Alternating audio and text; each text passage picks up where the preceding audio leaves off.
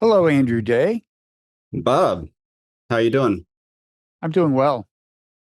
It's an Uh, honor to be here with you for your, what I think, 23rd podcast this week. Is that right? Close.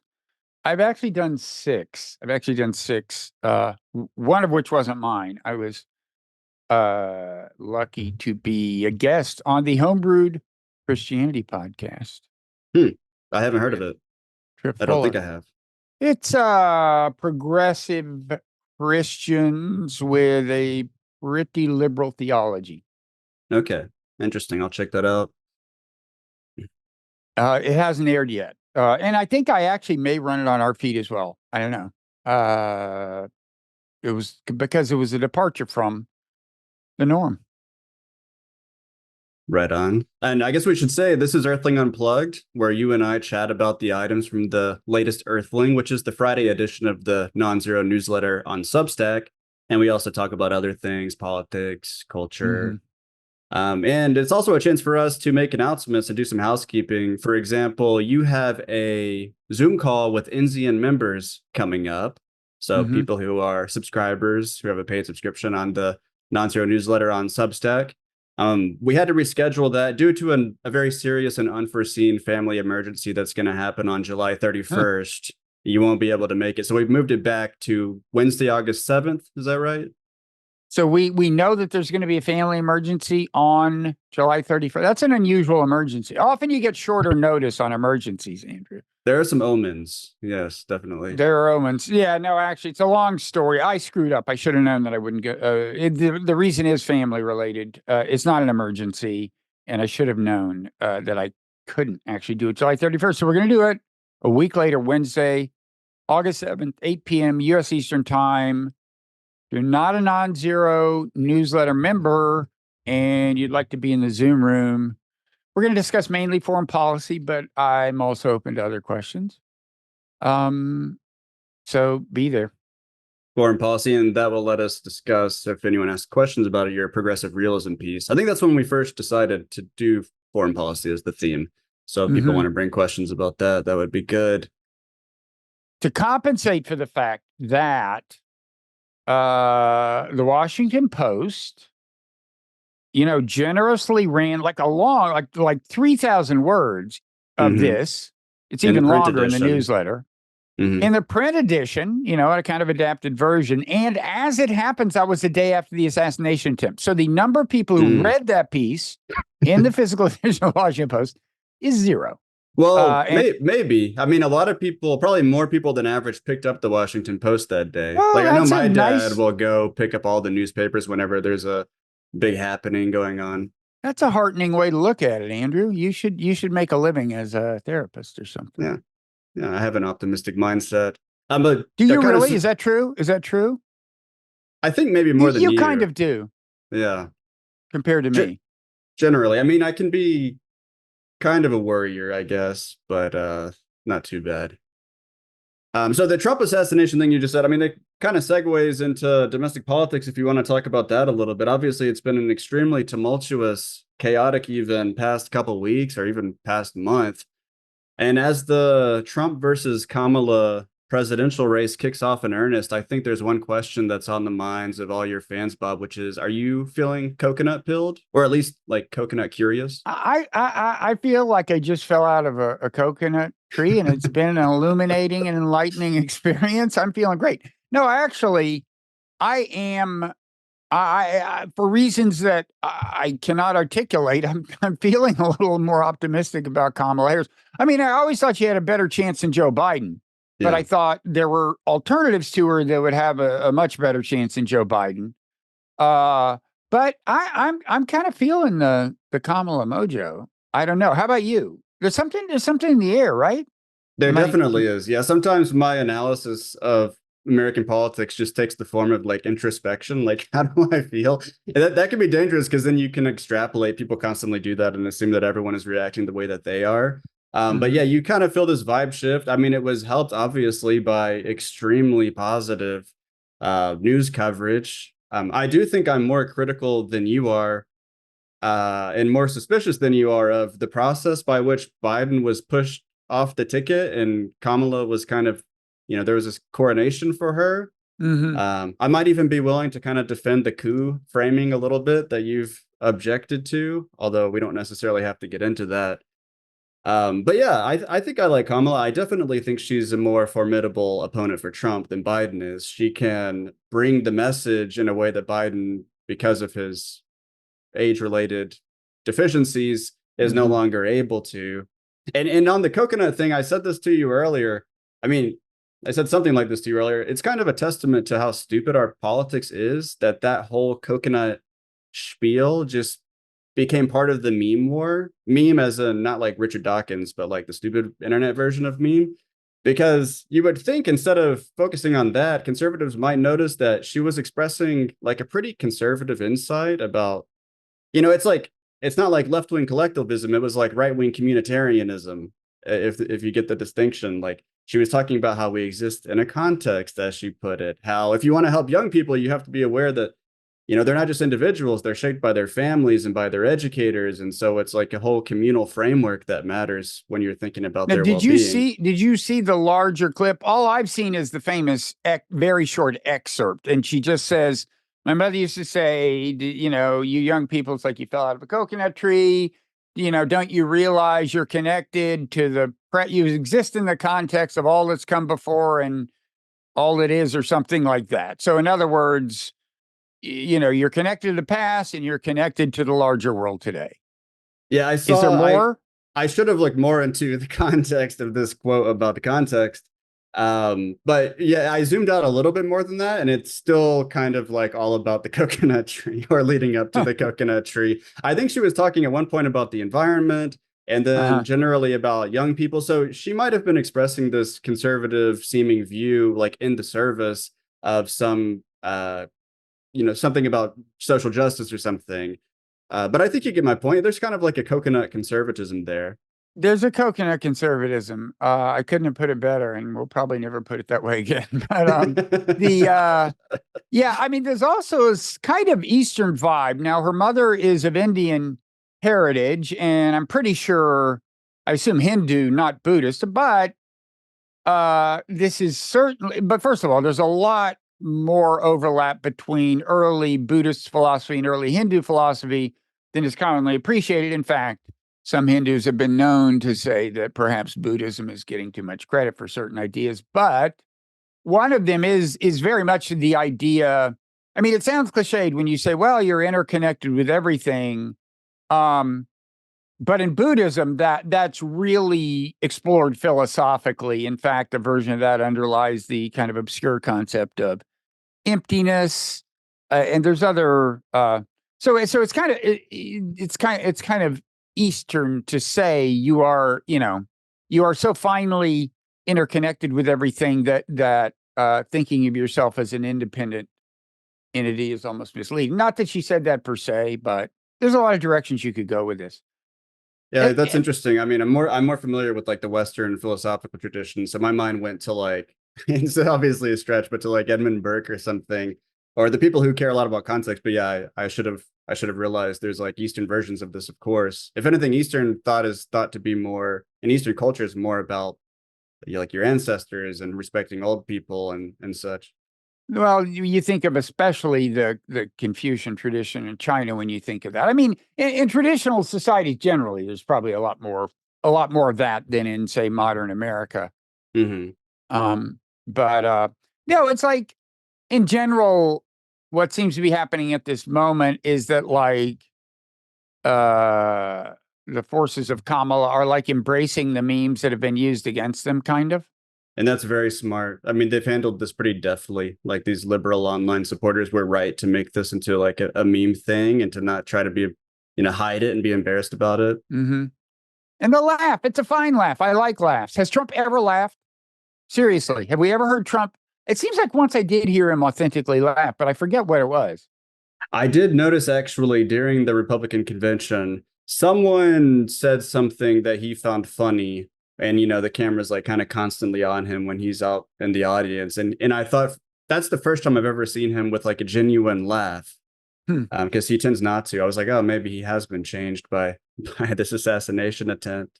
But before we move on to talking about the first item of the Earthling, which is about Kamala Harris and foreign policy, I am curious. So you don't have any concerns about the way the way Biden was pushed out? Does it not seem to lack democratic legitimacy to you?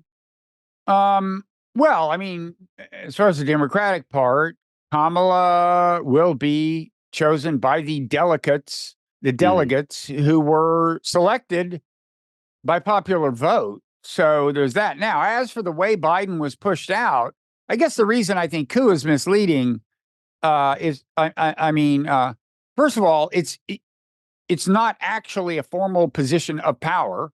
It's to be a candidate, Mhm. not to be running anything. You know, he's not resigning. And second, when you think of coups, you think of a different kind of coercion. This had a coercive aspect, but the classic coup is either gun to the head or some other kind of I mean, one way to put it is that somebody let's see, somebody, first of all, a Democratic commentator said that Nancy Pelosi was in effect saying to Biden, or maybe it said to him, I think in effect Mhm. is the way to put it. We can do this the easy way, or we can do it the hard way. And one of the conservatives who's characterizing his coup said, I wonder what they meant by the hard way. Well, I know what they meant by the hard way. They meant they were going to get that more and more people felt this way and were going to speak out, keep speaking out in public.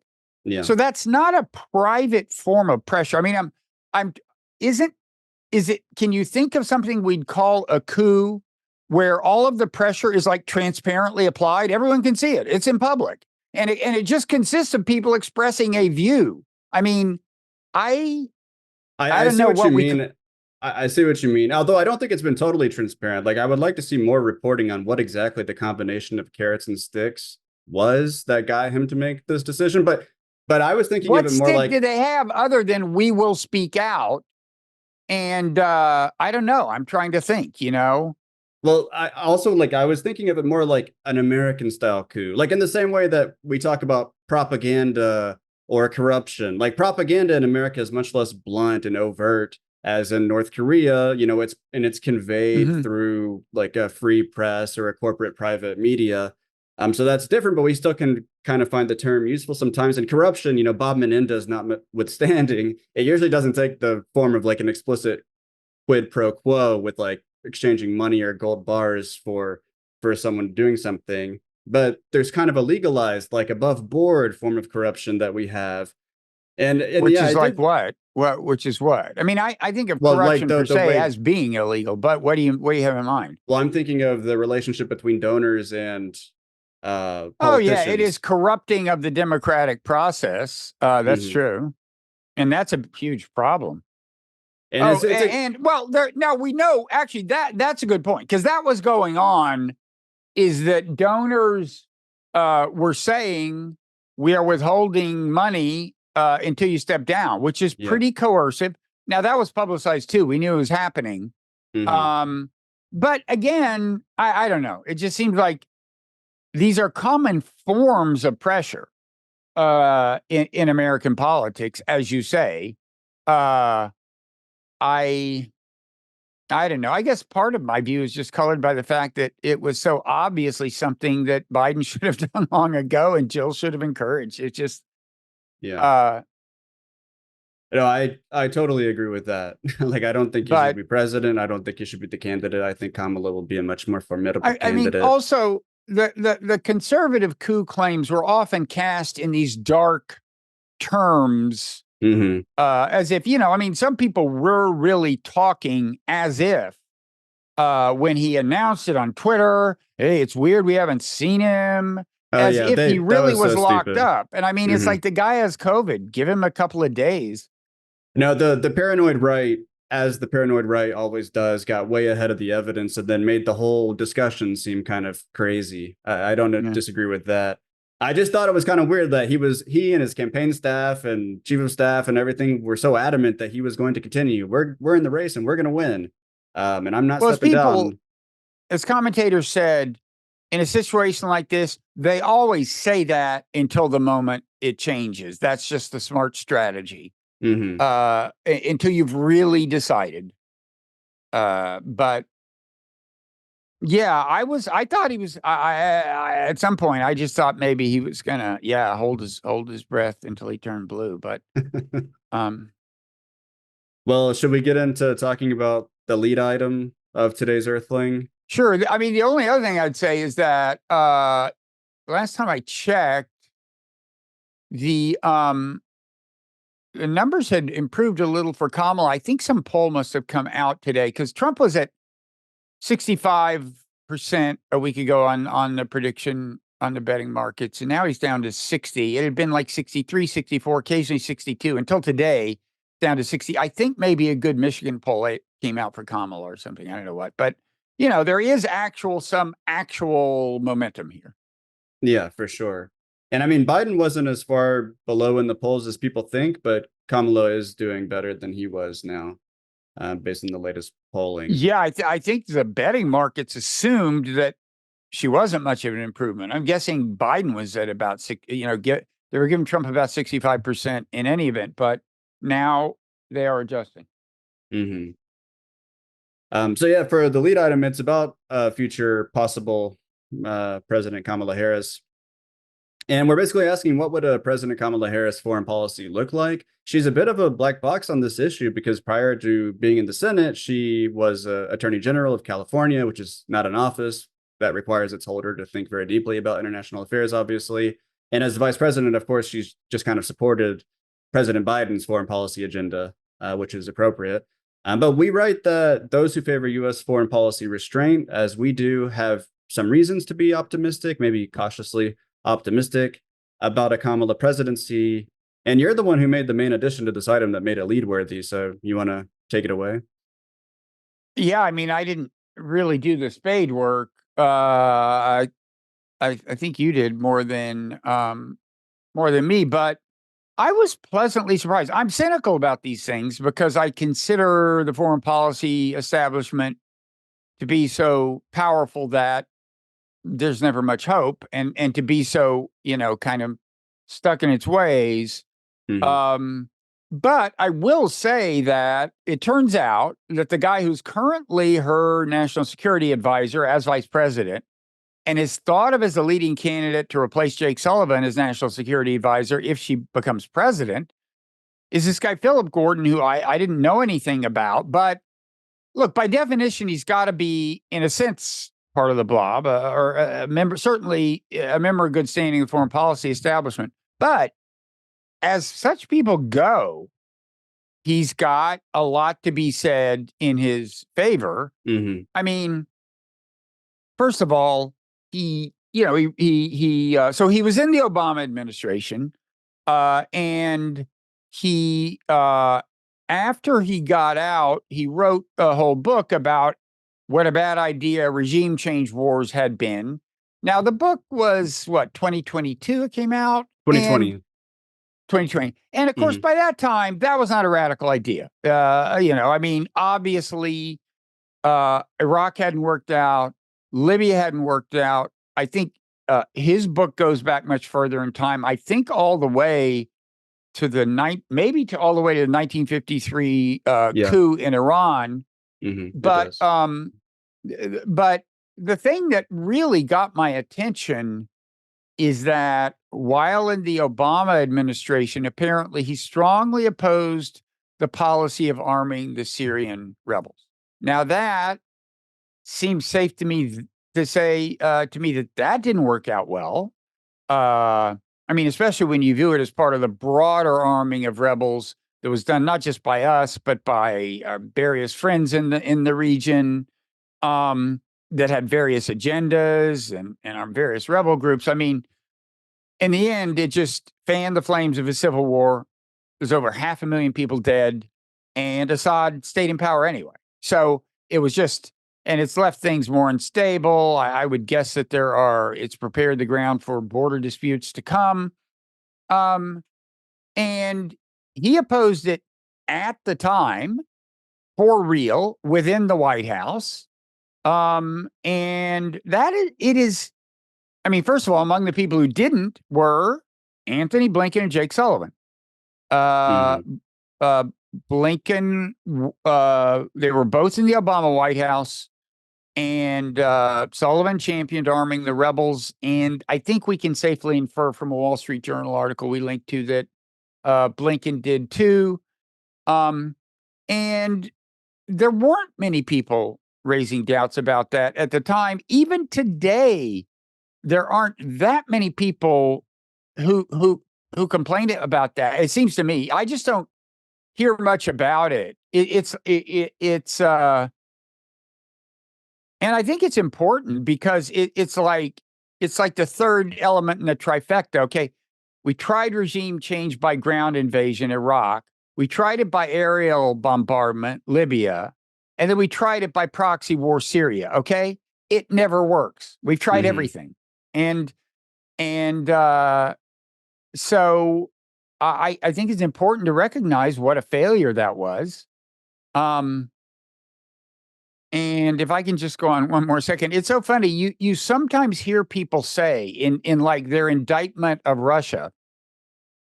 Well, they say the list will be like Chechnya, Syria, and like Georgia.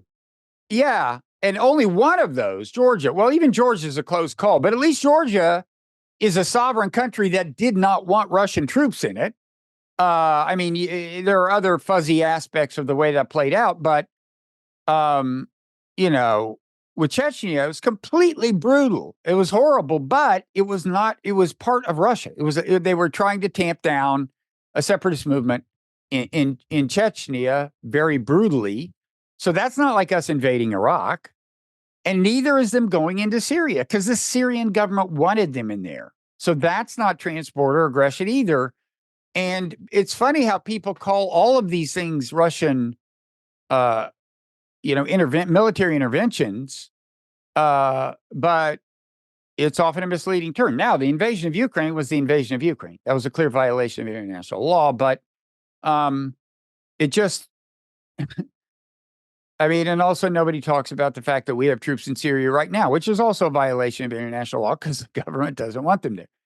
But in any event, end of tangent. This really distinguishes Gordon from a whole lot of people.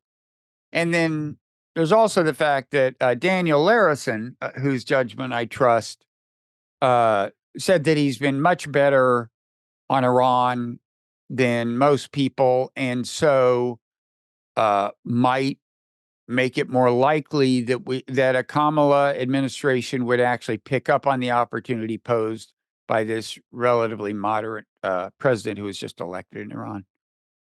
Yeah, and that is good news. I mean, before I knew that Biden was going to be dropping out, I was starting to think that Trump would be more likely than Biden to go to Iran in a kind of Nixon goes to China way and resurrect the Iran deal, because Biden was clearly unwilling to expend the political capital necessary to do that, which would entail like getting hammered for freeing up money for the leaders of Iran. And yet, so Philip Gordon is, his position on Syria, as you just laid it out, was very rarely expressed within the foreign policy establishment. Honestly, when I try to think of who was making that argument at that time, the only names that come to mind are like Pat Buchanan and Aaron Mate or something. And whenever you did hear people making that argument about how, it sounds good to fund Assad's, the rebels against Assad, but it could have major blowback, it's the kind of thing where you always have to have all these caveats and prefaces and say Assad is terrible, because you just know that like this opinion is one that you can get criticized for expressing. And I guess we should say we didn't really do like a deep dive on this guy's views on China or really non-Middle East issues, but I do think what we identified is important. And I will say also his book does purport to be more like principled and more categorical in its condemnation of regime change wars than most people are when they argue against regime change wars. I think part of his argument is that presidents kind of misdiagnose why their predecessors regime change war right. failed. And they think, well, they just didn't do it right. They had the wrong military tactics. They didn't understand the politics of this particular country. But I see like that it's going to work in this case when this new situation arises because they didn't have a principled opposition. They're tempted to try basically the same thing, and he kind of lays out why it's like always going to fail. Yeah. I no, I so far I'm impressed. He seems, from my ideological vantage point, clear improvement over Sullivan and Mm-hmm. Blinken. And I hope he will be if she wins the national security advisor. He currently plays that role for her as vice president, and people seem to think he's the leading candidate. And you might have mentioned this already, but the Wall Street Journal article you talked about earlier, it also said that Blinken and Sullivan are likely not going to have a part in a Harris administration, which I thought was interesting because I kind of thought she might want to hold on to some of these Biden people, but Oh apparently God, please. not. I also think they're both kind of tarnished by Gaza, and it's not like at the moment they're looking that great over Ukraine. It's not like that's a smashing success. But I think the association with Gaza is honestly baggage that won't help them for the rest of their careers. I'm guessing neither one will ever hold a high position in government again, and they'll go straight into the world of lobbying or whatever and stay there. Mm-hmm. Did you happen to see Kamala Harris meeting with Netanyahu in advance of some? She met privately with him after Biden did. Did you see any of that? I saw this little speech she gave, the little 5-10 minute thing she said afterwards, which was, Yeah. it was very well, it was balanced. It started off by affirming the things that you affirm about Israel generally in these cases and their right to defend themselves and so on.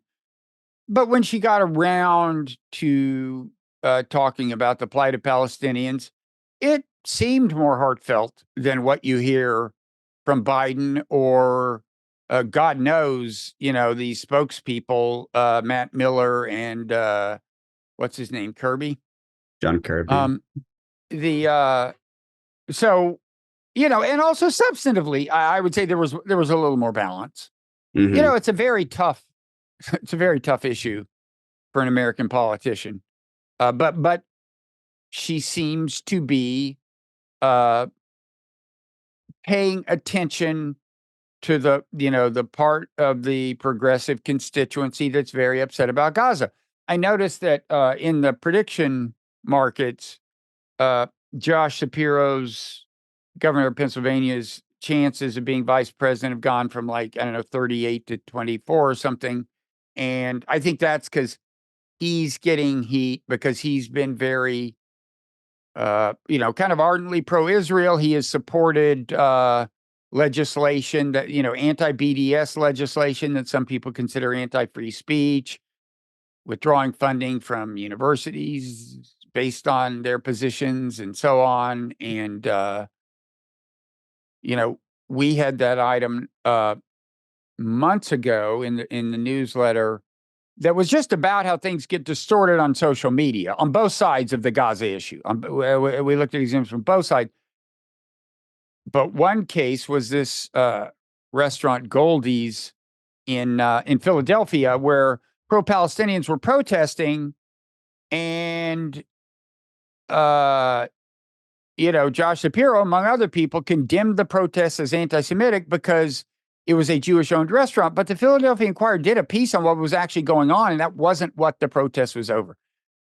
Allegedly, they had fired a worker for wearing a Palestinian flag pin. I don't know if that was true or not, but that was the reason the protest was happening. And Shapiro kind of rushed in and made the judgment that apparently, according to the Philadelphia Inquirer, was not well-founded. So, Yeah, I think it doesn't. I think she shouldn't pick him for all these reasons. I mean, she would only be doing it to pick up Pennsylvania.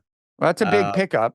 It is a big But pickup, but I mean, it probably would matter. But politics used to be a lot more regional. Now it's more partisan, and so I don't think it matters quite as much as it used to. For like, it used to be you could boost I your votes by like 20% or something by picking a VP candidate from a particular state. I think it's much less of a boost now. I think that's true, although he apparently is very popular in Philadelphia, and comes off well, and I think handles the Trump issue well, which is to say, he sounds not too resistancy What do you think about it. about? I But think Mark Kelly. I was saying Roy Cooper, but I think Mark Kelly is the Mark best way to Kelly get out. is leading the prediction markets right now. He's in the 30s now. And he's like a fighter pilot, an astronaut. He's popular among Republicans in a border state, and apparently talks a lot about and thinks a lot about like border issues, yet maintains this popularity among Republicans and moderates in Yeah, his and state. Arizona is kind of a swing state, I think, and not as populous as Michigan or Pennsylvania, but he's currently leading. Yeah. So, and I think with Shapiro, the concern may be that although he would help in Pennsylvania, which would be a lot, he could hurt in Michigan because of the Arab American population. Yeah. And that would be at least as big a loss as Pennsylvania would be big a win. But I think we should probably transition to the overtime segment of this episode. Yeah. So yeah, and people can they can join us if they are Nonzero Newsletter members. And becoming a member, how on NPR, well, you don't know. Young people never listen to NPR, right? Have you ever heard of NPR? Do you know what NPR is? I used to like it a lot. They used to do some really interesting shows like Radio Lab and like weird sciencey stuff, but I feel like they don't do as much of that as they used to. Well, also you can get what you want on demand. But Mm-hmm. anyway, when I first moved to where I live, the great thing about it was that you could get NPR stations from both Philadelphia and New York. And back then they didn't have their pledge week at the same time. So when it was pledge week on one NPR station, you could just listen to the other. But back to pledge week, they always said, for the price of a cup of coffee, it's actually true. Thanks to inflation. Yeah. That's truer than ever. A Starbucks cappuccino is about what you'd pay once a month. One a month, folks. Sacrifice one cappuccino a month, probably good for you anyway. You could be a Nonzero Newsletter member. And you don't just get the overtime segments of podcasts. We're doing more early access. We had Nick Bostrom, the philosopher, who's very influential among AI people. That's still early access. Only members can watch that at the moment. And then now Dmitry Alperovich, is that how you pronounce his last name? Yeah, China Hawk. I had a vigorous debate with, and that will post publicly probably next week, but it's available to members now. He's author of a new book called World on the Brink. And then, of course, written content, everything below the paywall on the Earthling. I don't know if NCN members even realize that a lot of what they're reading is below the paywall because they don't see that. Yeah, and then for the rest of this episode, we're going to talk about Israel-Palestine, Netanyahu's visit, his speech in Congress, and the top world court's ruling on Israel settlements in the West Bank or its occupation of the West Bank. We're going to talk about some tech stuff, why sanctions backfire, why America's chip war against China is backfiring, and some other stuff. It's a lot. Okay, let's go to overtime. This was a free preview of Earthling Unplugged. To unlock the rest of this conversation and other exclusive audio content, become an NCN member at nonzero.substack.com.